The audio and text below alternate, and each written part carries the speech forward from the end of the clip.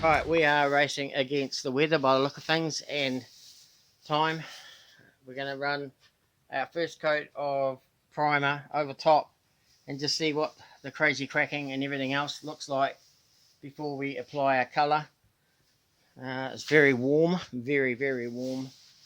It does appear to be clouding over though, so we're half in the shed and we will see how we go. Connor's just covering up the trailer now from overspray. Cool. Okay, after hours, like 2.5, 3 hours, we spray puttied after we etched, and my goodness, excuse the camera rattle and the light. Yeah, it's going to be hard to tell, but there are so many areas in here that were like craters, like in here, and now they're smoother. They're full, so we spray puttied it and we rubbed it back with 600, so it's real smooth, which I know isn't the best for adhesion, but I'm going to hit it now with some more spray putty, and we're going to try and get it ready for the final etch primer, because I only have enough etch primer, barely, to cover where I burned through.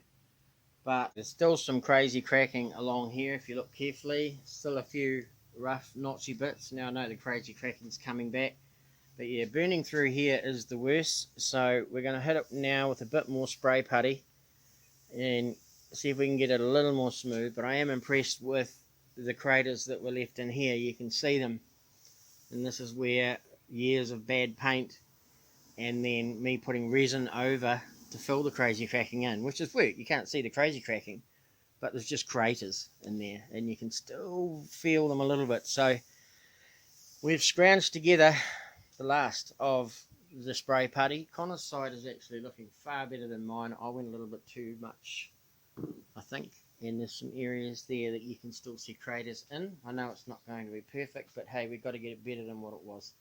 So we'll carry on. Tomorrow for sure. The next day. Okay, here's where we are. It's the next day. It's satisfactory. It's still got dips and hollows, but it is glass and old gel coat that we're spraying over top of. So now I'm at the stage that I've not done before, which is Metalflake. So I've mixed up my clear, and I've added quite a bit of hardener, considering we've got a wet day today, which is quite annoying.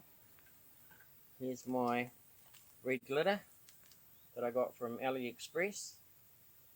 Cost me about $5. So I've mixed that in. I put 1.5 teaspoons in. So I'm just stirring in the hardener now.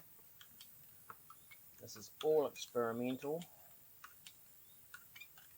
That is kind of the effect I want over the black. So without further ado, hopefully I can get this on. Just then. Wow. All I can say right now is wow. I don't know if there's too much red in there. But man, I'm extremely happy with that. That is just gonna pop in the sun. I am extremely happy. I managed to get it all the way around, all the way up the side of the windshield here. Let's hope it stays on there and sticks. And I've given it more than enough coats. So now I'm waiting for it to tack off, and I'm going to go over it with 2-pack clear with hardener in it. But wow, I am so stoked with that. A little bit of water in there that I'll have to blow off that leaked out of my water trap. I'm going to have to fit the water trap that I actually bought for the compressor so it doesn't continue to drip. But wow, it's covered up a lot of the blemishes and the dings and the imperfections in the hull, not in the hull, in the hood. It's covered them all up quite well. I mean, you can still see ripples, of course, and everything else, but on the windshield there's a lot of sanding marks and the like. the rest of them, bits and pieces. Like we only went over the windshield with 80 grit to open everything up, and then didn't really sand it much smoother than that. But for all intents and purposes, I've just run out. That's 1.5 teaspoons and 2 really decent heavy thick coats of $5 nail glitter. So all I hope now is that we can get our 2-pack on, clear, happy, and done with. Even though it's pouring with rain outside, not the best day for it,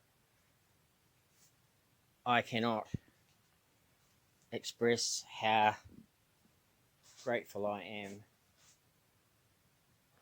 that has worked out well like that. Clear coat you can buff out, which I'm going to hopefully not have to, but if I stuff the clear coat up, get runs, whatever, I can sand them out. But this here, wow, it's going to make Max pop. What a difference. Cool.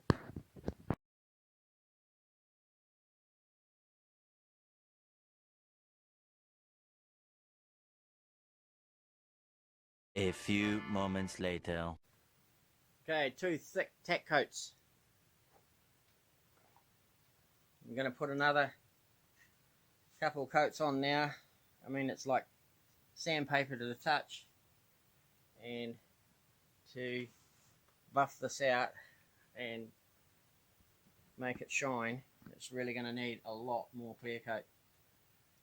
So away we go. So far so good. No runs, no dust, no bugs. Rock and roll. More moments later. Okay, here we are.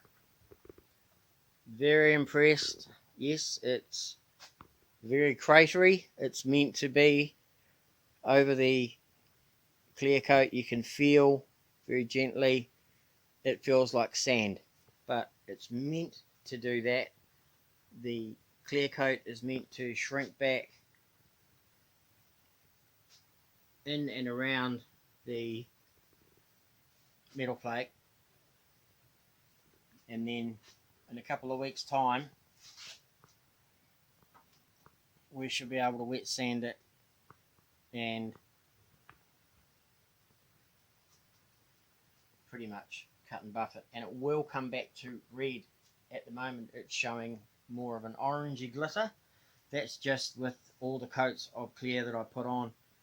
So there's a really good chance that when we go away, I'm just going to biff a whole lot of wax on this because it's going to be in a couple of weeks. So I'll just throw a whole lot of wax on and use that as a bit of a barrier while the paint has a chance to settle and sink back while we're boating as well. But very, very impressed with the look. I know it's going to go nuts in the sun.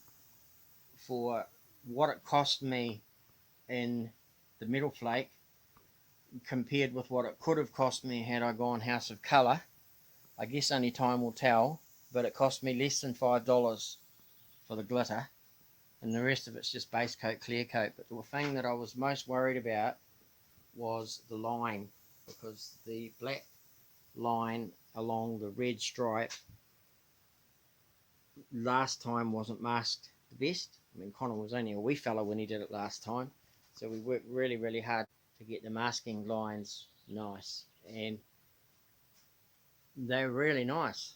And I was worried that the masking lines weren't going to work. I was terrified because it had been 24 hours that it was going to lift the paint, but it hasn't. It's actually worked out really, really good, even in the pouring down rain. And although I'm still up and it's over, it must be 8 o'clock now on a Sunday. I don't know if I'm working tomorrow yet or whether I'm here to clean up, but we're running out of days till Christmas and I could do with some cash. So it'd be good to get back to work. But hey, this is a real load off, and yes, it will be red. It will be red after we either cut it back, flow coat it, wax it, do whatever we do.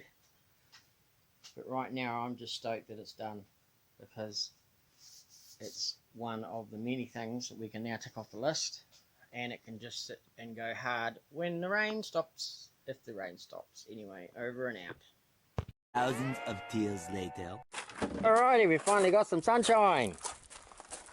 Check that out. Yeah. That is what it's all about. It feels really rough, but kind of washed the boat. And it's great because this is the first time I've actually really seen it in the sunlight, and I'm very happy with what we've done. So we've only gone from this windshield along here, and then we parted it off there because this was all experimental. So hopefully that's going to shrink back nicely, but man, it looks pretty awesome. pretty cool in the sunshine. It certainly has that desired effect of $5 metal flake, eh? Good stuff. We have a good trade deal with China, I think. We hope you enjoyed this brief construction montage.